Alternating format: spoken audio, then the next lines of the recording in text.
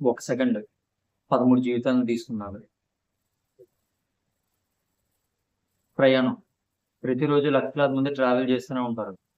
కొంతమంది కుటుంబాలను కలవాలంటూ, ఇంకొంతమంది వాళ్ళ జీవిత కళలను నెరవేర్చుకోవడానికి, ఇంకొంతమంది దూరంగా ఎక్కడో జాబ్ చేసుకుంటూ నెలలో ఒకసారి 2 సార్లు ఇంటికి వెళ్ళాలని అనుకుంటారు.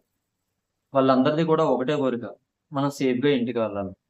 కానీ ఇవాళ రోజున ఎంతమంది అలా సేఫ్గా ఇంటికి వెళ్తున్నారు? ఎక్కడికక్కడ యాక్సిడెంట్లు అవుతున్నాయి. Train accident, bus accidents. అలాంటిదే ఇవాళ పొద్దున కూడా ఒక యాక్సిడెంట్ అయ్యింది. తెల్లవారుజామున 5:30 సమయంలోనే ఒక బస్సు ఒక లారీని ఢీకొని యాక్సిడెంట్ అయింది. యాక్సిడెంట్ అయిన వితిన్ సెకండ్స్ లోనే ఫైర్ చాలా వేగంగా స్ప్రెడ్ అయిపోయింది. లోపల ఉన్నోళ్ళు ఎంత ట్రై చేసినా బయటికి రాలేకపోయారు.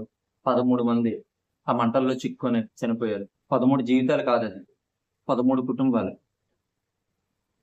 ప్రతి ప్రమాదం మనం చేసే చిన్న చిన్న తప్పులు ఉంటాయి. ఒక ప్లేస్కి వెళ్ళాలని స్పీడ్గా వెళ్ళిపోవడం, రాంగ్ రూట్లో వెళ్ళడం, రూల్స్ని ఫాలో అవ్వకపోవడం, ఇలా చేసే చిన్న చిన్న తప్పుల వల్లే ప్రాణాలు కోల్పోతాం.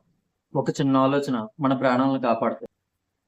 మనం ఎక్కడికి వెళ్ళినా కానీ మన కోసం ఎదురు చూసే వాళ్ళు మన ఇంట్లో ఉన్నారు. స్లోగా డ్రైవ్ చేయి, సేఫ్గా ఇంటికి వెళ్ళు. Thank you guys, see you again.